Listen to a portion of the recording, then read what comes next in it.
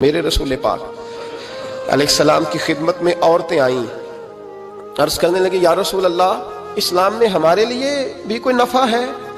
حضور نے فرمایا کیا ہوا؟ کہنے لگی حضور ہمیں تو نقصان ہی نقصان نظر آ رہا ہے اپنے حق میں۔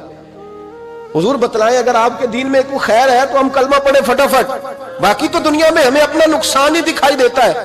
یہ بھی امام طبرانی نے لکھا ہے، محبوب علیہ السلام نے فرمایا تم پہلے اپنی بات کرو، پوچھنا کیا چاہتی ہو؟ کہنے لگے یا رسول اللہ ایک تو ہم نے سنا ہے اسلام میں بھی ایک معاملہ یہ ہے کہ جن دنوں عورت ناپاک ہوتی ہے وہ نماز نہیں پڑھ سکتی، وہ روزہ نہیں رکھ سکتی۔ حضور یہ دینی نقصان ہوا، اور دو عورتوں کی گواہی ایک مرد کے برابر ہے۔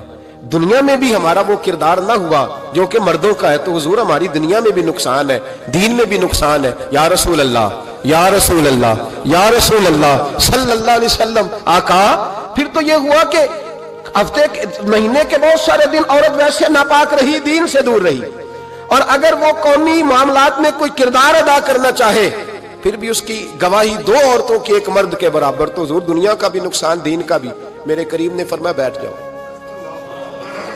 بیٹھ جاؤ۔ عورتیں بیٹھ گئیں تو محبوب فرمانے لگے تمہیں پتہ ہے جب کسی کے گھر میں بیٹی پیدا ہوتی ہے حضور کیا ہوتا ہے؟ فرمایا میرا مالک دو فرشتے بھیجتا ہے، فرمایا وہ آ کے گھر والوں کو سلام کہتے ہیں، جنوں اور انسانوں کے علاوہ ساری دنیا ان کے سلام کو سنتی ہے۔ فرمایا پھر وہ فرشتے اپنے پروں سے اس بیٹی کو ڈھانپ لیتے ہیں اور پھر اس کے سر پر پھیرتے ہیں، اور فرمایا پھر وہ ان کے باپ کو کہتے ہیں ان کی صحیح طرح پرورش کرنا، پھر ان کے ذمہ داروں کو کہتے ہیں، ان کے خاندان کے بڑوں کو کہتے ہیں صحیح طرح پالنا۔ اگر تم ان کی یہ لفظ سنو میرے محبوب کے، حضور فرمانے لگے رب کے فرشتے کہتے ہیں اگر تم نے صحیح پرورش کر کے بیاہ دیا تو اللہ قیامت تک تمہاری مدد کرے گا۔ کس طرح؟ اللہ تمہارے رزق میں بھی تمہاری مدد کرے گا، اللہ دنیا کی مشکلات میں بھی تمہاری مدد کرے گا، اور جب مرنے لگو گے یہ شارحین نے قیامت تک کا ترجمہ کیا۔